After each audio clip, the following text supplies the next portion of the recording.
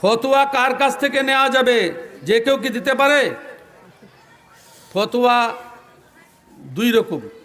এক হচ্ছে স্পষ্ট কোরআন এবং সহিহ সুন্নাহর কথা, দলিল যেগুলো প্রকাশ্য, সে দলিল যদি তার জানা থাকে তো যে কোনো মানুষ বলতে পারে, অসুবিধা নাই। আপনি নামাজ পড়ে কথা বলতে পারবেন না, এটাও তো একটা ফতোয়া দেওয়া। নামাজ না পড়লে মুসলমান থাকবে না, এটাই বলাটা, এই বলাটা কি এটা পাবলিক বলতে পারবে না। আর একটা প্রশ্ন হচ্ছে বিতর্কিত মাসালা বা গবেষণামূলক মাসালা, এগুলো আলেমদের কাজ, এগুলো সাধারণ পাবলিককে ফতোয়া দেওয়া উচিত নয়। উত্তর ওরা দেখ না, আমি তো দেবো না উত্তর, কাগজ জমা হলে তো কী হলো, আমি তো পাবলিকের অনুসারী নই, আমি যেটা জরুরি। সুতরাং যে সমস্ত বিষয়গুলো গবেষণামূলক কথা, গভীর জ্ঞানের কথা, সেগুলো আলেম ছাড়া কাউকে বলা উচিত নয়। যে বিষয়ে তোমার জ্ঞান নেই, আল্লাহ তাআলা বলছেন লা তাকফু বিমা লাইসা লাকা বিহি ইলম ইন্নাস সামআ ওয়াল বাসারা ওয়াল ফুআদা কুল্লু উলাইকা কানা আনহু মাসউলা। আর আপনি এই কথা বলতে পারেন, সরলপথ পত্রিকাতে দেখলাম এই কথা, এটা আপনার বলতে অসুবিধা কি আছে?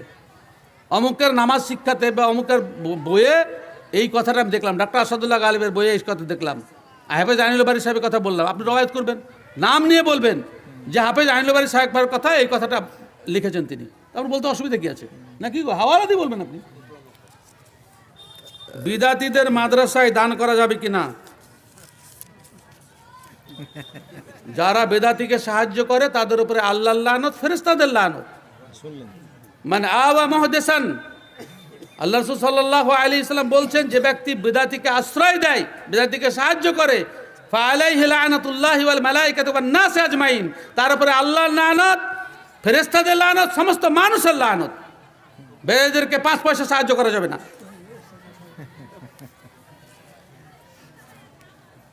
আকিকার ব্যাপারটা ক্লিয়ার কি হলো? আকিকার ব্যাপারে তো আমাদের কোন শেখ বক্তব্য রাখছিলেন খুব সুন্দরভাবে, আমি তো শুনলাম না। হ্যাঁ, ভালো বক্তব্য রেখেছেন। 7 দিনের হাদিস সহি, 14 এবং 21 দিনের হাদিস সহি নয়। সুতরাং 7 দিন পার হয়ে গেলে আপনি যে কোনো দিন আকিকা করে দেবেন।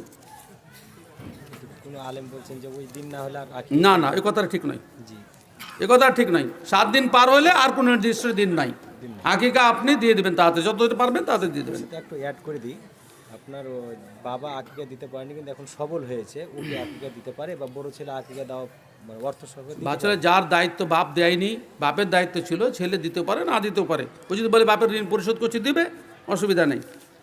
ফরজ একটা হাদিস এসছে, হাদিসটাকে নাসিরউদ্দিন আলবানী সহি বলার চেষ্টা করেছেন, কিন্তু বাকি সব মুহাদ্দিস বিরোধিতা করেছেন। যে আক্কাদা নবী সাল্লাল্লাহু আলাইহি ওয়াসাল্লাম বাদা নাফসিহি বাদা মা কানা নবিয়ান, রাসূল সাল্লাল্লাহু আলাইহি ওয়াসাল্লাম নবীর হওয়ার পরে নিজের আকিকা দিয়েছেন, এই মর্মে একটা হাদিস বর্ণিত হয়েছে। কিন্তু হাদিসটাকে শুধু একমাত্র নাসিরউদ্দিন আলবানী সহি বলার চেষ্টা করেছেন, বাকি সমস্ত মুহাদ্দিস হাদিসটাকে সহি বলেননি। সুতরাং হাদিসটা একটা আপত্তিকর বটেই। তবে আমি একটাই কথা বলছি, যে বাপের যে ঋণ পরিশোধ করার জন্য, এটা কিন্তু হাদিসের কথা নয়। বাপের ঋণ আপনি পরিশোধ করছেন, সেই হিসেবে সিদ্ধান্ত দিতে পারেন। আপনার নিজের আকিকা দিচ্ছেন না, বাপের ঋণ পরিশোধ করছেন, বাপের কাজটা আপনি একটু সহযোগিতা করছেন। ফরজ সালাতের পরে আল্লাহু আকবার বলতে হবে, যেটা খুশি সেটা বলবেন, কোনো অসুবিধা নেই, ওটা নিয়ে ঝামেলা করবেন না, দুটোই সহি। মৃত ব্যক্তির কথা মসজিদে মাইকে বলা যাবে কি না? যাবে না, মসজিদের মাইক বলা যাবে না, মসজিদের মাইক ওর জন্য তৈরি হয়নি, ওটা আজান দেওয়ার জন্যই তৈরি হয়েছে। হ্যাঁ, মসজিদের মাইক ওটা বোঝেন। আল্লাহ রাসূল সাল্লাল্লাহু আলাইহি ওয়াসাল্লাম মসজিদে, হ্যাঁ আলিমরা মেলা রকম মত করছে, আপনি যার মত ভালো লাগবে তাকে নেবেন, আমাদের কোনো আপত্তি নাই। আপনি আমাকে জিজ্ঞাসা করছেন, আমি সেটা বলছি। হ্যাঁ, আপনি কোনো আলেমের কথা যদি ভালো মনে করেন যে আপনাকে সঠিক, আপনি আমল করবেন, আমি তো বিরুদ্ধে বলছি না। আপনি আমাকে জিজ্ঞাসা করছেন, আমি যেটা হক মনে করছি সেটা। ও আলেমদের কথাও আমি পড়েছি, ও আলেমদের ফতোয়াও পড়েছি, না পড়ে বলছি না আমি, ও আলেমদের ফতোয়া পড়েছি। আমাদের সরলপথ পত্রিকাতে ডিটেলস বেরিয়েছে এই ব্যাপারে, একটা প্রবন্ধ লম্বা তাহকিক সহ, যে মসজিদের মাইকে আজান দেওয়া যাবে, মাইকের ঘোষণা দেওয়া যাবে না। এবার যদি কেউ মনে করেন যে অমুক বলেছেন, আপনি করতে পারেন, কি আমাদের জব আমাকেও দিতে হবে, আপনাকেও দিতে হবে। যাবে না, আজান নয় ঘোষণা। যে কোনো মসজিদে রেকর্ড না থাকলে নামাজ হবে কিনা? কি বলছে? শুনেন, রেকর্ড যদি আসলেই ভালো দান করে থাকে, এই দুনিয়ার রেজিস্ট্রি না হলে তো কি হলো, আল্লাহর খাতে রেজিস্ট্রি হয়ে গেছে, নামাজ হবে, অসুবিধা নেই। তবে দুনিয়ার ফিতনা থেকে বাঁচার জন্য জমিদাতার উচিত বা তার ছেলেদের উচিত তাড়াতাড়ি মসজিদে রেজিস্ট্রি করে দেওয়া। হ্যাঁ, না আল্লাহর যে কুল্ল হলো নয়। যখন কোনো মানুষ ঘোষণা দিলে, আমি একটা কথা বলে দিলাম, মুমিনের কথাটাই ফাইনাল। দুনিয়ার দিক থেকে ফেতনা বাঁচার জন্য রেজিস্ট্রি সিস্টেম সরকার করেছে। হ্যাঁ, আল্লাহ রসুলের যুগে রেজিস্ট্রি হতো নাকি? না। হ্যাঁ, সুতরাং আপনার এই যে মানুষের অ্যালার্জি আছে, রেজিস্ট্রি নাই, নাচ পড়বো না, পড়িও না, তুমি যাও বলছি মসজিদে সেখানে যাও। ওকে বলেছি তোমার মসজিদে নাচ পড়িও না, যদি বলে যে আমার মসজিদে নামাজ পড়িও না তখন না আপত্তি কর, রেজিস্ট্রি না থাকলে কী হলো? হ্যাঁ, আমার মসজিদ, আমার নিজের মসজিদের কথা বলছি, এখন পর্যন্ত রেজিস্ট্রি নাই, তো কী হলো? আমার যাবে না? হ্যাঁ, আমার নামে জায়গাটা আছে, এখন তো রেজিস্ট্রি হয়নি, আমরা চেষ্টা করছি যে রেজিস্ট্রি করে দেবো, মানে একটু অল্প খরচে যাতে হয়। নামাজ তো দিন রাত আবার সবাই পড়ে যাচ্ছে, কেউ তো আপত্তি করেনি। আমি যখন বলবো যেটা আমার মসজিদ, কাউকে নামাজ পড়তে দেবো না, তখন আপত্তির বিষয়।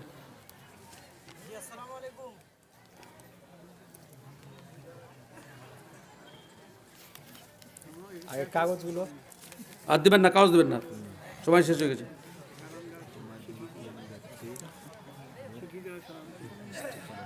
আজ জুমার দিন কেন শুধু জুমার দিন ডিস্টার্ব করার জন্য দেন না, মিষ্টি খাওয়াবার ইচ্ছা আছে অন্য সময় দিবেন, জুমার দিনে অনেকে দিতে চাই, খুব ডিস্টার্ব হয়, ওইসব কাজ করবে না। যেখানে ফেতনা সৃষ্টি হয় সেটা করবে। মিষ্টি খাওয়াতে অসুবিধা কী আছে?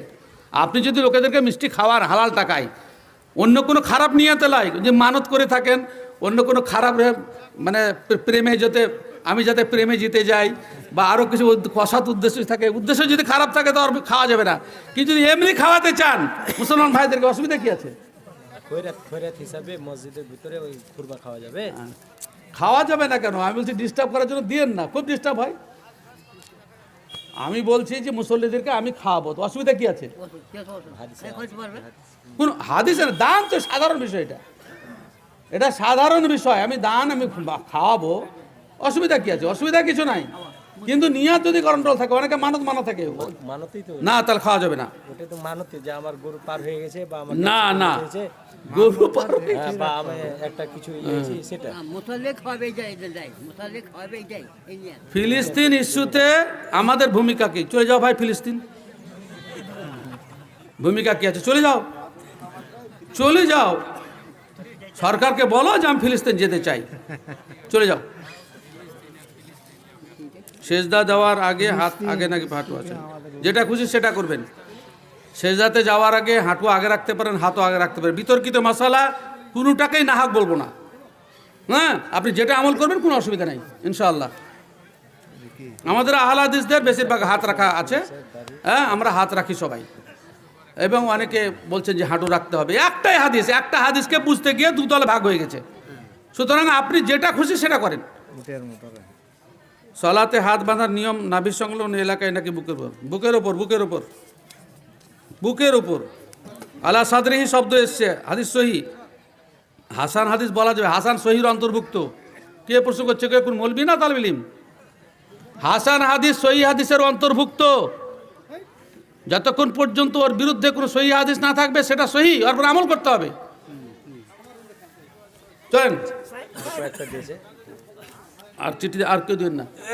একটা কথা শুধু যে খাস জায়গাতে যদি মসজিদ করা যায় তো খাস জায়গায় মসজিদ করা যাবে না, খাস জায়গায় মসজিদ করা যাবে না যতক্ষণ পর্যন্ত সরকার আপনাকে লিখিত পাট্টা না দিচ্ছে। পাকা মসজিদ করা যাবে না। এমনি নামাজ পড়লেন সে কথা আলাদা।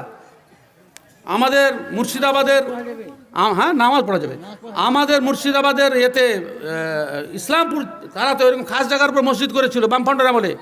আমরা প্রত্যক্ষদর্শী সে মসজিদে নামাজও পড়েছি। তারপরে ওই মসজিদ সরকার অধিগ্রহণ করতে চাইলো, যেহেতু সরকারের জায়গা, সেটা করতে গিয়ে বাধা করতে গিয়ে প্রায় 6 জন খুন হয়েছিল বামফ্রন্টের আমলে।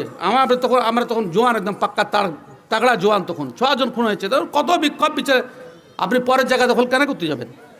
হ্যাঁ, পরে ফেতনা হবে। আপনি আজ ভালো আছেন, কালকে কী পরিস্থিতি জানেন? সেজন্য ওসব জায়গা করা যাবে না মসজিদ।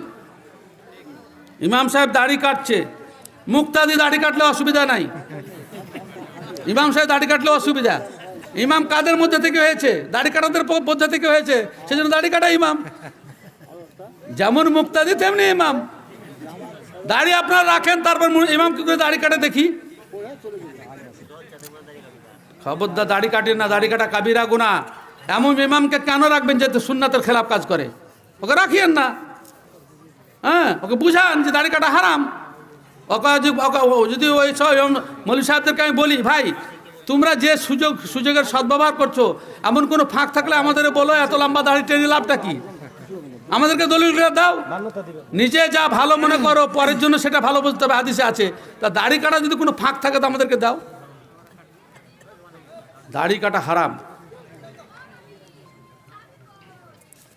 আচ্ছা ঠিক আছে বলছে। এটাই শেষ প্রশ্ন কিন্তু। বলছি যে টাইম ছাড়া ওয়া টাইমে আজান আজানে টাইমের আগে আজান দেওয়া। এক আজান দেওয়া টাইমের আজান দিলে সে আজানে নামাজ হবে না। টাইমের আগে টাইমের আগে যদি কেউ আজান দেয় 5 মিনিট 10 মিনিট আগে নতুন করে আবার আজান দিতে হবে, কেন ওটা গ্রহণযোগ্য নয়। আল্লাহ রাসূল সাল্লাল্লাহু আলাইহি ওয়াসাল্লাম বলছেন ইজা হাযারাতিস সালাত ফালিয়ুআযযিন আহাদুকুম ওয়ালিয়াউম্মুকুম আকবারুকুম, সহিহ বুখারী হাদিস। নামাজের সময় যখন হাজির হবে তখন যেন তোমাদের আজান দেয়, সময়ের পূর্বে আজান দেওয়া যাবে না। হ্যাঁ, যদি ভুলে আজান দিয়ে থাকে আবার টাইমে আজান দিতে হবে। আর আজান দিয়ে সাথেই মুয়াজ্জিন নামাজ পড়ে ও জামাত ছেড়ে দিয়ে নামাজ পড়ে চলে যায়। এটা তো অন্যায়, এটা তো অন্যায়। আজান দিয়ে লোককে ডাকলে আর পালিয়ে গেল, এটা কি করবেন? ওটা অন্যায় করছে।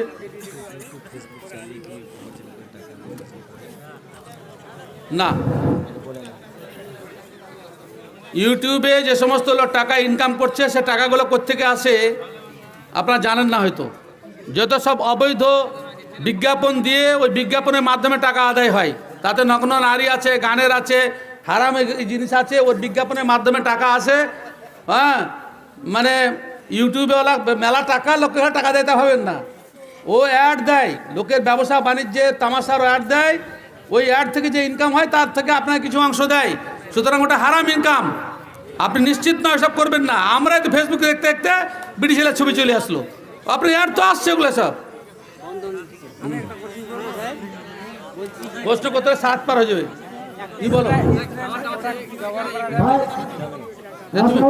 আপনারা যারা দূর থেকে এসেছেন কুয়াশাই করা কি যায় আছে? এখানে যারা আছেন খাওয়া দাওয়া হবে এখন, আপনারা কুয়াশায় কুয়াশায় করা যায়, না হলে গোস খাওয়া যাবে না। বসে যান, লাইন হয়ে আপনারা বসে যান, আপনাদের খাওয়ার ব্যবস্থা আছে, খেয়ে যাবেন।